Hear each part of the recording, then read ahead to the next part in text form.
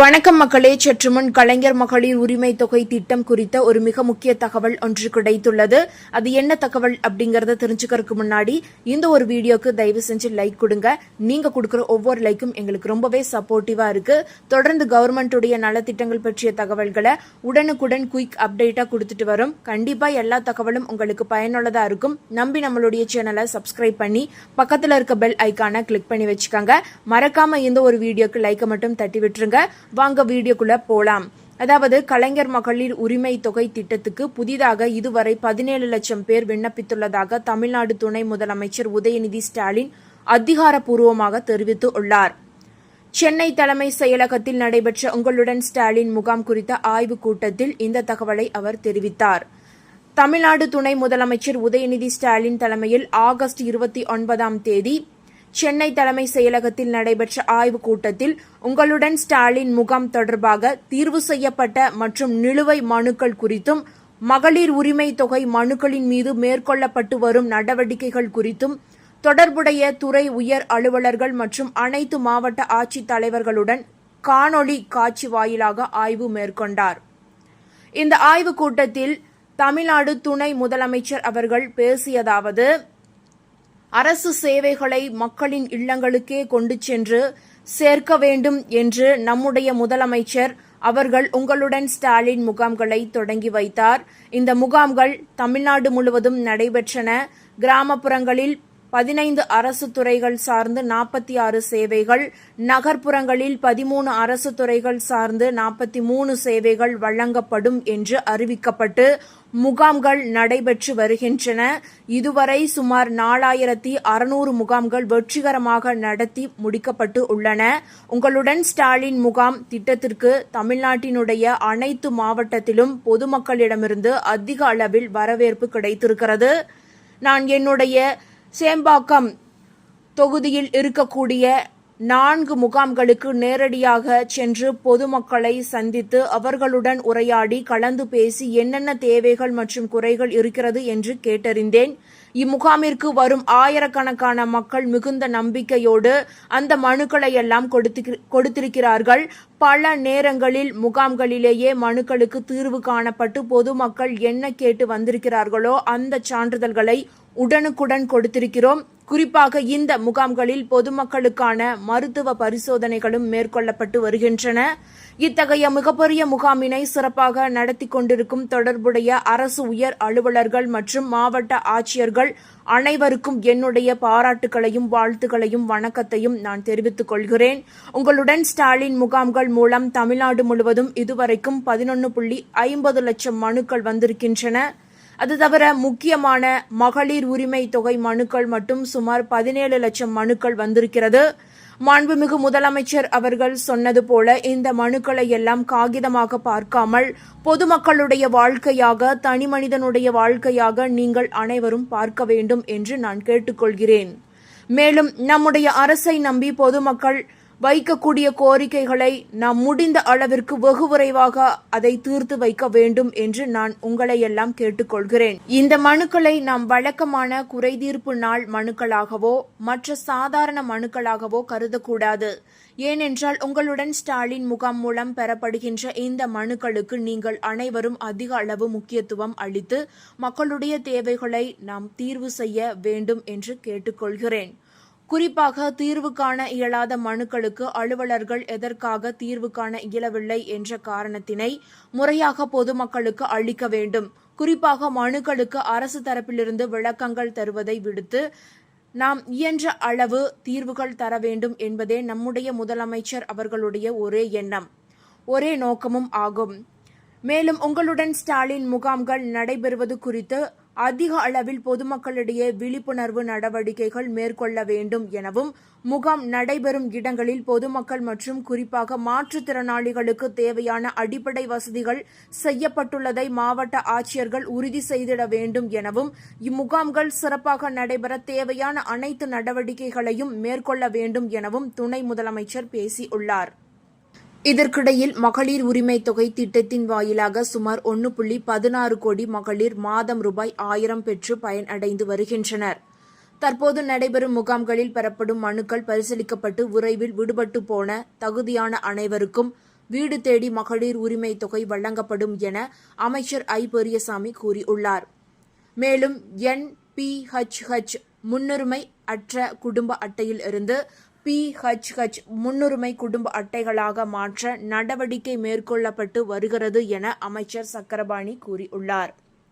தமிழ்நாடு ஊரக வளர்ச்சித்துறை அமைச்சர் ஐ. பெரியசாமி, உணவு மற்றும் உணவுப் பொருள் வழங்கல் துறை அமைச்சர் சக்கரபாணி தலைமையில் வளர்ச்சி திட்ட பணிகள் குறித்து அனைத்து துறை அலுவலர்களுடனான ஆய்வுக் கூட்டம் மற்றும் நலத்திட்ட உதவிகள் வழங்கும் விழா திண்டுக்கல்லில் நடைபெற்றது.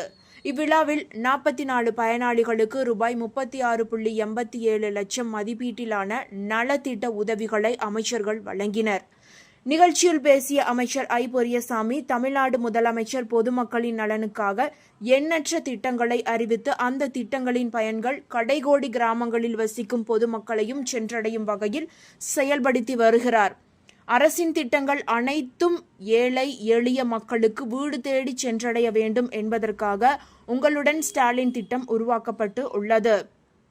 இம்முகாமில் இலவச வீட்டுமனை பட்டா, முதியோர் உதவித்தொகை, மாற்றுத்திறனாளிகளுக்கான உதவித்தொகை, கணவனை இழந்தவர்கள் உதவித்தொகை பெறாதவர்கள், அதேபோல சாலை வசதி, தெருவிளக்கு வசதி, குளத்தை தூர்வாரும் பணிகள், வாய்க்கால் உருவாக்குதல் என பல்வேறு கோரிக்கைகள் குறித்து மனுக்கள் பெறப்பட்டு நடவடிக்கைகள் மேற்கொள்ளப்பட்டு வருகிறது.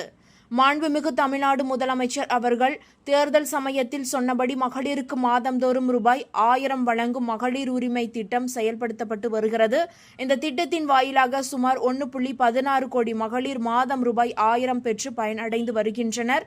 தற்போது நடைபெறும் முகாம்களில் பெறப்படும் மனுக்கள் பரிசீலிக்கப்பட்டு விரைவில் விடுபட்டு போன தகுதியான அனைவருக்கும் வீடு தேடி மகளிர் உரிமை தொகை வழங்கப்படும். மேலும் இம்முகாமில் மனு அளிக்கும் 60 வயதினை தாண்டியவர்களுக்கு முதியோர் உதவித்தொகை வழங்கப்பட்டு வருகிறது. நிகழ்ச்சியில் பேசிய அமைச்சர் சக்கரபாணி, தமிழ்நாட்டில் மொத்தம் 20 லட்சம் குடும்ப அட்டைகள் வழங்கப்பட்டு உள்ளது. மாண்புமிகு முதலமைச்சர் அவர்கள் 5 லட்சம் குடும்ப அட்டைகளை NPHH முன்னுரிமை அற்ற குடும்ப அட்டையில் இருந்து PHH முன்னுரிமை குடும்ப அட்டைகளாக மாற்ற அனுமதி வழங்கியுள்ளார். அதில் திண்டுக்கல் மாவட்டத்தில் 13,700 NPHH முன்னுரிமை அற்ற குடும்ப அட்டையில் இருந்து PHH முன்னுரிமை குடும்ப அட்டைகளாக மாற்ற நடவடிக்கை மேற்கொள்ளப்பட்டு வருகிறது. உங்களுடன் ஸ்டாலின் திட்டத்தில் அதிகமான மனுக்கள் பெறப்பட்டு உள்ளது. இந்த மனுக்கள் மீது உடனடியாக தீர்வு காணப்பட வேண்டும். நலம் காக்கும் ஸ்டாலின் மற்றும் தாயுமானவர் திட்டம் நடைபெற்று வருகிறது.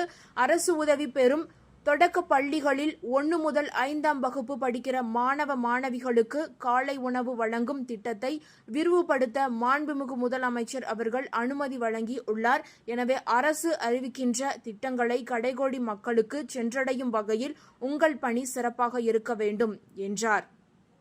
இதற்கிடையில் மத்திய அரசிடமிருந்து ஒரு முக்கிய அறிவிப்பு கிடைத்துள்ளது. அதாவது, நரேந்திர மோடி அரசு பெண்களுக்கு நேரடியாக பயனளிக்கும் பல திட்டங்களை தொடங்கியுள்ளது. அத்தகைய திட்டங்களில் ஒன்று பிரதான் மந்திரி மாத்ரு வந்தனா. இந்த திட்டத்தின் கீழ் சில நிபந்தனைகளுடன் கர்ப்பிணி பெண்களுக்கு மோடி அரசு 11,000 ரூபாய் வரை நிதி உதவி வழங்குகிறது. இந்த திட்டம் பெண்கள் மற்றும் குழந்தைகள் மேம்பாட்டு அமைச்சகத்தால் நடத்தப்படுகிறது.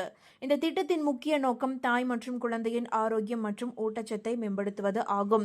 2017ஆம் ஆண்டு முதல் செயல்படுத்தப்பட்ட இந்த திட்டத்தில் பெண்கள் நிதி உதவி பெற்று வருகின்றனர்.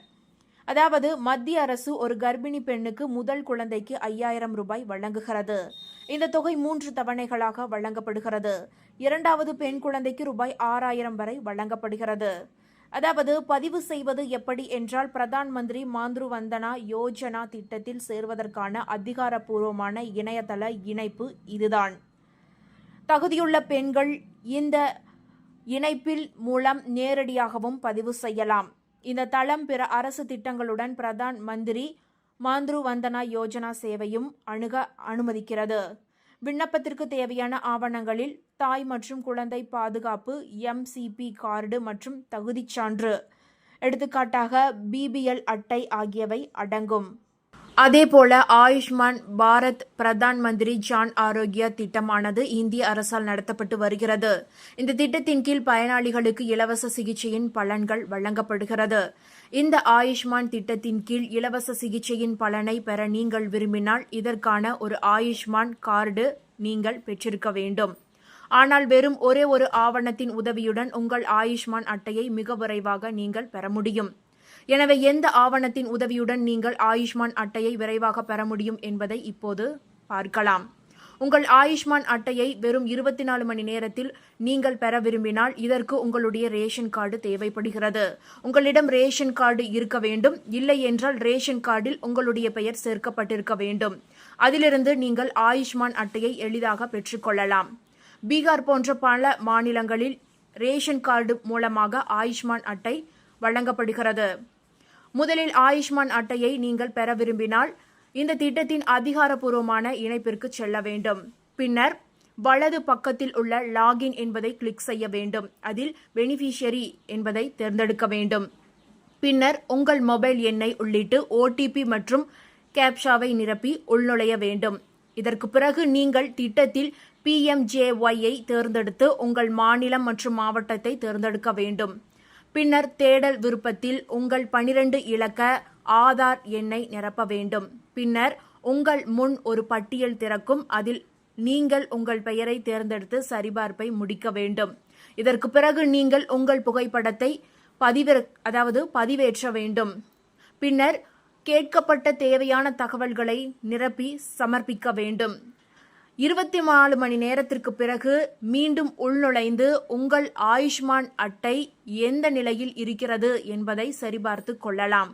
அதாவது இந்த ஆயுஷ்மான் கார்டு என்றால் என்ன என்றால், இந்த கார்டு PMJAY திட்டத்திற்கு தகுதியானவர்களுக்கு மட்டுமே வழங்கப்படுகிறது.